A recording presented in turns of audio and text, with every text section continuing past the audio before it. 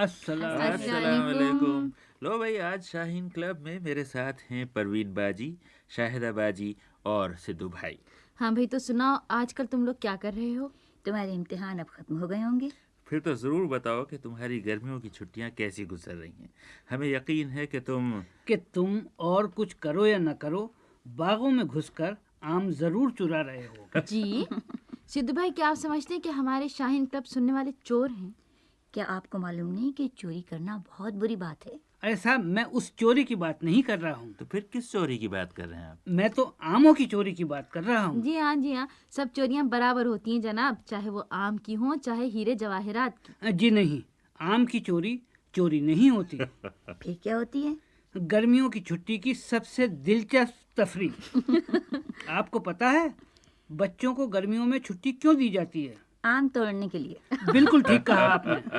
آپ جی بھائی، یہ سدھو بھائی کیا کہہ رہے ہیں؟ یہ کہہ رہے ہیں کہ گرمیوں کی چھٹیاں آم توڑنے کے لیے ہوتی ہیں۔ وہ تو مجھے بھی پتا ہے، میرا مطلب یہ ہے کہ آپ ان کی غلط بات پر ٹوکتے کیوں نہیں؟ جی ہاں، آپ ٹوکتے کیوں نہیں؟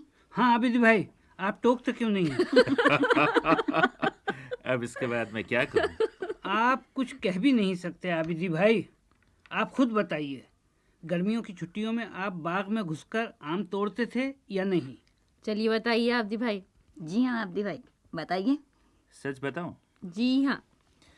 بھائی سچی بات تو یہ ہے کہ نہ صرف آم توڑتے تھے بلکہ گنے سے لدی ہوئی بیل گاڑیوں کے پیچھے سے گنے بھی کھینچا کرتے تھے۔ آئے ہائے، کیا مطلب اس کا؟ کیا مطلب کا کیا مطلب؟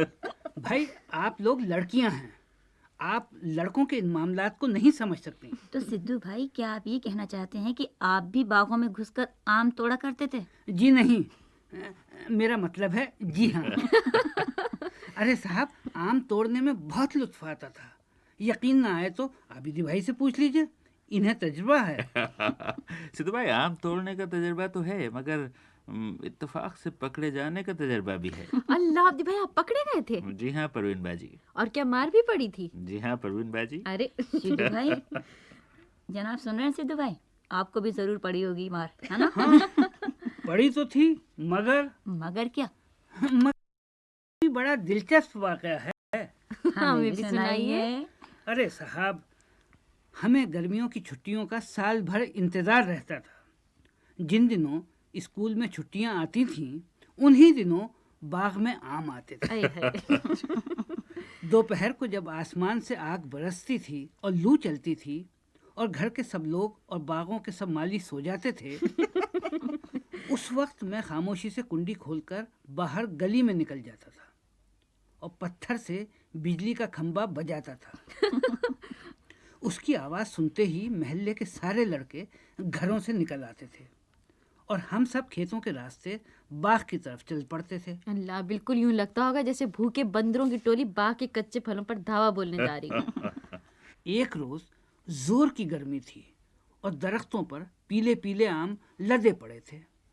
میں نے ٹاٹ کا وہ تھیلا اٹھایا جسے لے کر ابا حضور سبزی منڈی جاتے تھے۔ باہر نکل کر بجلی کا کھمبا بجایا، فوراً ہی کئی مکانوں کے دروازے کھلے اور میرے سارے دوست باہر آ گئے۔ ہم لوگ باغوں کی طرف چل پڑے۔ کھیت کی نالیوں میں ٹھنڈا ٹھنڈا پانی بہہ رہا تھا۔ ہم پائچے چڑھا کر نالیوں میں چلنے لگے۔ پھر ریلوے لائن پر پہنچے تو سامنے سے ریل گاڑی آ رہی تھی۔ ہم نے لپک کر پٹری پر ایک پیسہ رکھ دیا۔ ٹرین گزر گئی تو وہ پیسہ چپٹا ہو کر بڑا ہو گیا۔ وہیں مال گاڑی پر ڈبے کھڑے تھے جن پر گنا لدا تھا۔ ہم نے یہ دیکھنے کے لیے کہ گنے کے کاشتکار شوگر مل کو ٹھیک مال سپلائی کر رہے ہیں 2-3 درجن گنے چکھ لیے۔ سب میٹھے تھے۔ آگے میدان میں بہت سے گدھے گھاس چر رہے تھے اور سائے میں کھڑے اونگ رہے تھے۔ ہمیں محسوس ہوا کہ گدھے کچھ کمزور ہو گئے، مگر انہیں دوڑا کر دیکھا تو اطمینان ہو گیا۔ سب تیز رفتار گدھے تھے۔ اس سواری کا فائدہ یہ ہوا کہ ہم تھوڑی ہی دیر میں آم کے باغ پر پہنچ گئے۔ باغ کے چاروں طرف دیوار بہت اونچی تھی اور اس پر چڑھنا بہت مشکل تھا، مگر ہم تو پہلے ہی اپنے گدھے ساتھ لے کر آئے تھے۔ हमने सबसे ऊंचे गधे को बाग की दीवार से लगाकर खड़ा किया और एक एक लड़का उसकी पीठ पर चढ़कर दीवार फांदने लगा। मैं गधे को मजबूती से पकड़े खड़ा था। सारे लड़के बाग के अंदर उतर गए। अब मेरी बारी थी। मैं गधे की पीठ पर चढ़ा और अब दीवार पर चढ़ने ही वाला था कि कमबख्त गधे ने दौड़ लगा दी। अरे अरे। अरे साहब, मैं जमीन पर ऐसा गिरा जैसे डाल से पका हुआ आम टपकता है। मगर पक्का आम तो गिर के फट जाता है। अरे साहब, आम तो अपनी जिंदगी में सिर्फ एक ही मर्तबा गिरता है, इसलिए कि अनाड़ी होता है। मेरा तो सारा बचपन गधे की पीठ और बाग की दीवार से गिरता हुआ गुजरा था, इसीलिए तो मैंने खुद को संभाल लिया। खुदा का शुक्र है कि आपकी हड्डी पसली एक नहीं हुई। ये फर्ज तो बाद में बाग के माली ने अंजाम दिया होगा। वो कोई और होंगे। मैं आज तक माली के हाथ से नहीं पिटा, ये एक रिकॉर्ड है। और वो भी मेरा ख्याल है हिज मास्टर्स वॉइस का। जी हाँ, मेरा मतलब है जी नहीं। हाँ, तो लड़कों ने अंदर से बाग का गेट खोल दिया और मैं बड़ी शान से बाग में दाखिल हुआ। उफ़्फ़ो। माली अपनी झोपड़ी में गाफिल सो रहा था। घोड़े बेच कर सो रहा होगा। अरे साहब, उस रोज तो उसने घोड़े, गधे, खच्चर, टट्टू सब बेच दिए थे। अब मैदान बिल्कुल साफ था। तमाम लड़के पलक झपकते ही दरख्तों पर चढ़ गए और आम तोड़ तोड़ कर कमीज के दामन भरने लगे। और आप तो वही टाट का थैला लेके गए थे। जी हाँ, मैं छांट कर सबसे अच्छे दरख्त पर चढ़ा। सेर सेर भर के दशहरी आम लगे थे और तेज धूप में पककर बिल्कुल तैयार थे। बेहद मीठे थे। आपको कैसे पता चला? अरे साहब, मैंने 25-30 आम चखे। आम खाता जाता था और गुठलियां बराबर के दरख्तों पर चढ़े हुए लड़कों को मारता जाता था। इतने बहुत से आम खाते हुए मुझे बेचारे मिर्जा गालिब बहुत याद आए। वो क्यों? मरहूम कहा करते थे कि साहब, आम हों तो बहुत से हों और मीठे हों। मैं सोचने लगा कि मिर्जा साहब को मेरी तरह दरख्त पर चढ़ने का फन आता और उनके स्कूल में भी गर्मी की छुट्टियां होती तो उनका अरमान पूरा हो जाता। जरूर हो जाता। अच्छा, फिर क्या हुआ? हाँ बस साहब, मैं एक आम खाता, फिर एक आम अपने थैले में डालता था, फिर एक आम खाता था और फिर एक थैले में डालता था। मालूम होता था कि मुकाबला हो रहा है। लड़कों के दरमियान? हाँ, जी नहीं, मेरे पेट और टाट के थैले के दरमियान। कि देखें पहले कौन भरता है। तो फिर कौन हारा? जाहिर है थैला। मैंने भी खूब छक्कर आम खाए। उसके बाद आमों के फूले हुए थैले पर एक फातहाना निगाह डाली और फिर अपना सीना फुलाकर दूसरे लड़कों पर भी निगाह डाली। दाईं तरफ देखा, कोई नजर नहीं आया। बाईं तरफ देखा, कोई नजर नहीं आया। फिर सामने देखा, कोई नजर नहीं आया। घबराकर पीछे देखा, वहां भी कोई नजर नहीं आया। आपने नीचे भी देखा? जी हाँ, देखा। वहाँ कोई नजर? जी हाँ, आया। कौन? बाग का माली। अरे, हो गया। ये तो गजब हो गया। अरे साहब, मैंने उसके आम तोड़े, ये तो कुछ भी नहीं। एक इससे भी बड़ा गजब हुआ। वो क्या? अरे साहब, माली को महल्ले का लड़का समझकर मैंने आखिरी 8-9 गुठलियां उसी को मारी थी। और दूसरे लड़के कहाँ गए? अरे साहब, वो माली को आता देखकर पहले ही चंपत हो चुके थे। फिर आपने माली से क्या कहा? अस्सलाम वालेकुम। फिर उसने क्या कहा? वो खामोश खड़ा मुझे घूरता रहा। फिर आपने क्या कहा? मैंने कहा, ये आम खाइएगा, बहुत मीठे हैं। फिर उसने क्या कहा? उसने सिर्फ 6 लफ्ज कहे। वो क्या? सीधी तरह नीचे उतराओ। तो फिर आप नीचे उतरे? इत्तेफाक से दरख्त पर कोई और रास्ता नहीं होता। मैंने आहिस्ता आहिस्ता नीचे उतरना शुरू किया। अपना आमों का थैला कस कर पकड़ लिया और उतरने लगा। उधर माली अपनी आस्तीनें चढ़ाने लगा। वो कुछ बोला नहीं? हाँ, उसे अब बोलने की जरूरत भी नहीं थी। अब तो बाघ का पत्ता पत्ता बोल रहा था कि आज हाथ लगे हो बच्चू, आज सारा अगला पिछला हिसाब साफ हो जाएगा। तो फिर क्या हुआ? आपको तो पता है कि मैं ऊंची दीवार से गिरता हूं तो मुझे चोट नहीं आती। बस जब दीवार के बराबर ऊंचाई रह गई तो मैंने छलांग लगा दी। माली समझा कि मेरी टांगे टूट जाएंगी, मगर मैं झट उठा और सर पर पैर रखकर भागा। अब आगे आगे मैं और पीछे पीछे माली। माली, हाँ। मैं जिंदगी में पहले कभी इतनी तेज नहीं दौड़ा, और वो भी इस तरह कि हाथ में 20-25 सेर आमों का थैला। और बेचारा माली? वो पीछे पीछे आ रहा था। उसके हाथ में छड़ी थी और वो मुझे ऐसी बात कह रहा था जिसके हिसाब से अब्बा हुजूर एक परिंदा हुए। बहुत खराब माली था वो। अरे साहब, उसकी जबान भी तेज थी और उसकी रफ्तार भी तेज, मगर खुशकिस्मती से मेरी रफ्तार भी तेज थी। फिर आप कहाँ पहुँचे? सीधा अपने घर। मकान का दरवाजा खुला था और अब्बा हुजूर सामने घास पर कुर्सी डाले बैठे थे। मैं उनके सामने से इतनी तेजी से गुजरा कि उन्हें नजर भी नहीं आया, बल्कि वो समझे कि कान के करीब कोई मच्छर है। मैं मकान में दाखिल हुआ और उस कोठरी में छुप गया जिसमें गेहूं की बोरियां रखी जाती हैं। पीछे पीछे माली आया। अब्बा हुजूर ने उससे पूछा तो उसने सारा माजरा कह सुनाया। ये सुनकर कि मैंने आम तोड़े और एक थैला भरकर ले आया हूँ, अब्बा हुजूर आग बगूला हो गए। उनकी आंखों में खून उतर आया और माली से बोले कि जरा देना अपनी छड़ी, अये अब शामत आई। मैं अभी सिद्धू के बच्चे की खाल उधेड़ता हूँ। अल्लाह। मैं गंदम की कोठरी में छुपा हुआ ये सारी बातें सुन रहा था। माली घर के बाहर खड़ा था और अब्बा हुजूर सीधे कोठरी के अंदर आ गए। अये है, बिल्कुल जल्लाद नजर आ रहे होंगे उस वक्त। यही सोचकर मैंने डरते डरते उनके चेहरे की तरफ निगाह की तो क्या देखता हूँ क्या देखते हैं? कि अब्बा हुजूर मुस्कुरा रहे हैं और अंधेरे में उनके दांत चमक रहे हैं। सिद्धू भाई, हम समझे नहीं। अब्बा हुजूर मेरे करीब आए।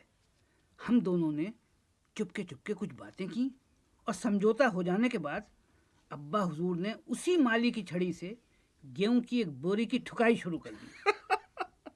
हर बार हवा को काटती हुई छड़ी बोरी पर पड़ती थी तो मैं यूं चिल्लाता था जैसे वो मेरी पीठ पर पड़ रही अये हो। है। काफी देर तक बोरी पिटती रही और मैं चिल्लाता रहा। आखिर बाहर से माली की आवाज आई, बस कीजिए साहब, लड़का मर जाएगा। अब्बा हुजूर बाहर निकले। वो हाँप रहे थे और पसीने में शराबोर थे। माली को उसकी छड़ी लौटाते हुए कहने लगे कि इत्मीनान रखो, अब सिद्धू अगली गर्मियों से पहले नहीं आएगा तुम्हारे बाग में। माली बहुत खुश हुआ और अपनी छड़ी लेकर अब्बा हुजूर को सलाम करता हुआ और दुआएं देता हुआ चला गया। वो दरवाजे में खड़े उसे देखते रहे। यूं ही माली निगाहों से ओझल हुआ, अब्बा हुजूर बड़े बड़े डग भरते हुए मेरे पास आए और आते ही बोले, निकालो मेरे हिस्से के आधे आम।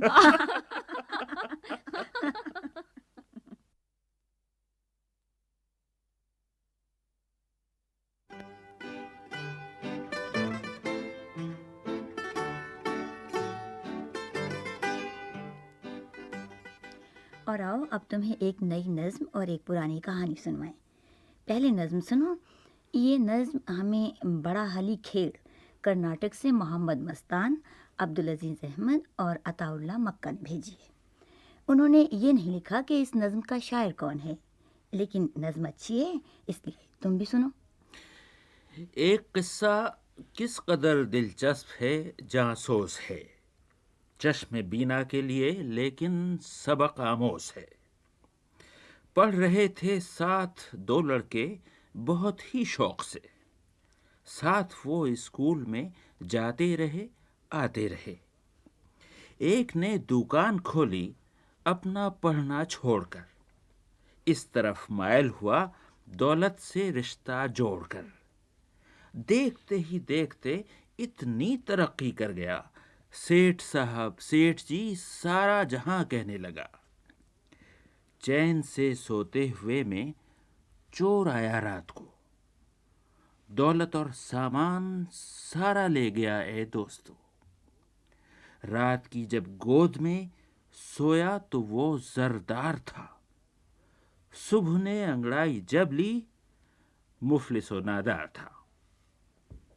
دوسرا اسکول میں لکھتا رہا، پڑھتا رہا، علم کی دولت سے مالا مال وہ ہوتا رہا، پڑھ کے لکھ کے ہو گیا وہ بے مثال و بے نظیر، ایک اچھی سلطنت کا ہو گیا وہ ایک وزیر، بے کسوں کا بے سہاروں کا سہارا ہو گیا، ایک ذرہ یوں چمک اٹھا کہ تارا ہو گیا۔ علم میں، دولت میں دیکھو فرق ہے کتنا بڑا، عقل کی میزان پر اے دوستو تولو ذرا۔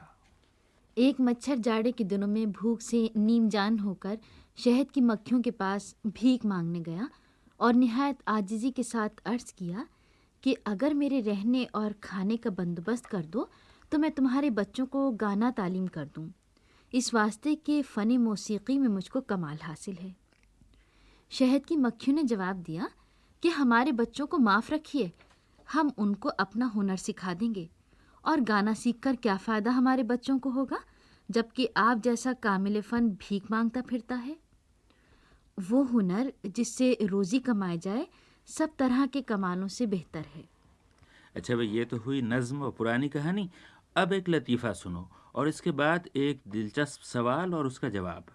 عدالت کے کٹہرے میں کھڑے ہوئے چور سے جج نے کہا، جب میں معمولی وکیل تھا تو تم نے مرغی چرائی، جب میں سرکاری وکیل تھا تو تم نے بکری چرائی، اور اب جب میں جج ہوں تو تم نے بھینس چرائی ہے، آخر ایسا کیوں ہے؟ اس پر چور نے نہایت اطمینان سے جواب دیا، جناب آپ کے ساتھ ساتھ میں نے بھی ترقی کی۔ یہ لطیفہ تھرپارکر سندھ سے اندلیب آرا نے بھیجا تھا۔ پٹنہ بہار سے محمد انوار نے پوچھا ہے کہ گولیاں یا کنچے کھیلنے کا رواج کب سے پڑا ہے؟ بھائی، گولیوں کا کھیل بہت پرانا ہے اور شروع میں بچے اور بڑے دونوں ہی گولیاں کھیلا کرتے تھے۔ قدیم مصر میں گولیوں سے ملتا جلتا ایک کھیل کھیلا جاتا تھا، اور برطانیہ میں یہ کھیل روم والوں کے ساتھ آیا تھا۔ یہ 1900 سال پرانی بات ہے۔ خیال ہے کہ پرانے زمانے میں لوگ یہ کھیل گولیوں سے نہیں بلکہ بھیڑ کی گول ہڈیوں سے کھیلتے تھے۔ اس سے بھی پہلے ایک قسم کا کھیل مختلف بیجوں یا پھلیوں سے کھیلا جاتا تھا۔ پھر 18ویں صدی میں سنگ مرمر کی گولیاں بنائی گئیں، اور چونکہ انگریزی میں سنگ مرمر کو ماربل کہتے ہیں، اسی لیے انگریزی زبان میں گولیوں کا کھیل بھی ماربل کہلاتا ہے۔